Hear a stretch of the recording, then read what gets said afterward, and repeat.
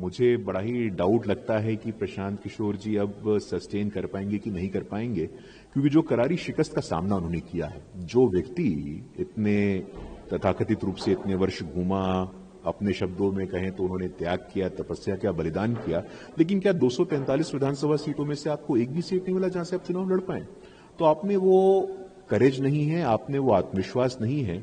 बिहार के लोगों के प्रति बिहार के लोग साहस देखते हैं, बिहार के लोग नैतिकता देखते हैं, और आपने वो नैतिकता और साहस का परिचय दिया नहीं है। आप मुख्यमंत्री महिला रोजगार योजना के संदर्भ में और महिला समृद्धि के संदर्भ में बिहार सरकार का रिकॉर्ड जो है वो अनब्लेमिश्ड है। बिहार सरकार से आप कोई प्रश्न चिन्ह नहीं खड़ा कर सकते हैं। वो चाहे पंचायती राज में महिलाओं को आरक्षण देने की बात हो, वो चाहे सरकारी नौकरी डोमिसाइल में महिलाओं को 35% भागीदारी सुनिश्चित करने की बात हो, और अभी मुख्यमंत्री महिला रोजगार योजना। बिहार में महिलाएं एक व्हीकल ऑफ डेवलपमेंट रही हैं। प्रशांत किशोर या कोई दूसरा व्यक्ति अगर ऐसा संदेह प्रकट करने का कोशिश करेगा तो वो असफल होगा और कुछ नहीं होगा। नहीं, उन्होंने तो पहले बोला था कि जेडीयू में 25 से ज्यादा सीटें आएंगी तो मैं इस्तीफा दे दूंगा, मैं रहूंगा नहीं। फिर उन्होंने कहा मैं बिहार में ही रहूंगा। अब वो फिर से अपनी राजनीतिक एक बार फिर से शुरुआत करने जा रहे हैं, जो उन्होंने पहले कहा था कि मैं नहीं करूंगा। नहीं, देखिए, बिहार वैशाली, आम्रपाली, नालंदा, विक्रमशिला, बुद्ध, महावीर, संस्कार, ज्ञान की भूमि है। और बिहार अगर किसी एक बात को स्वीकार नहीं करता है तो वो अहंकार को। और प्रशांत किशोर अपने राजनीतिक क्रम में बहुत अहंकारी हो गए थे। विनम्रता से उनका दूर दूर तक का कोई संबंध नहीं था। जिस प्रकार का दुर्व्यवहार वो पत्रकारों के साथ और बिहार के लोगों के साथ कह रहे थे वो बहुत ही अशोभनीय है, अमर्यादित है। आपके माध्यम से उनको सुझाव देना चाहता हूं कि उनको और ट्रेनिंग की जरूरत है। थोड़ा और समय व्यतीत करिए बिहार में, थोड़ा बिहार को समझिए, बिहारियत को समझिए। बिहार कभी भी पैराशूट से आने वालों को, हवाई जहाज से आने वालों को स्वीकार नहीं करता है। बिहार चुनाव के बाद अलग अलग बयान आ रहे हैं। तारिक अनवर है कि चुनाव में हुई शर्मनाक हार के बाद प्रदेश कांग्रेस नेतृत्व को अविलंब समीक्षा बैठक बुलानी चाहिए थी। साथ ही जिन लोगों की इस हार में प्रत्यक्ष परोक्ष भूमिका रही है उन्हें नैतिक जिम्मेदारी लेते हुए स्वयं अपने पद से इस्तीफा दे देना चाहिए था।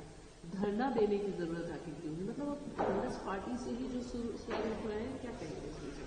नहीं, देखिए, बीच चुनाव में ही ये नारे सदाकत आश्रम में गूंज रहे थे। सदाकत आश्रम बड़ा ही ऐतिहासिक स्थान है और कांग्रेस पार्टी का लंबे समय अभी भी कार्यालय है।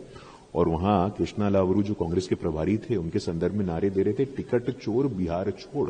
तो मुझे लगता है जिस प्रभारी के ऊपर इस प्रकार के आरोप लगे हों, जिनकी परफॉर्मेंस जो नतीजे आए हैं वो कांग्रेस पार्टी को निश्चित रूप से, मुझे अटल बिहारी वाजपेयी जी का स्मरण आ रहा है, वो कहते थे पराजय में आत्ममंथन होना चाहिए, आत्मनिरीक्षण होना चाहिए। जिस प्रकार से वोटिंग के तुरंत बाद कांग्रेस पार्टी के वरिष्ठ नेता शकील अहमद खान, जो कि केंद्रीय मंत्री रहे, गृह राज्य मंत्री रहे, उन्होंने इस्तीफा दे दिया, तो ये दिखाता है कि कांग्रेस में सिर्फ केओस है।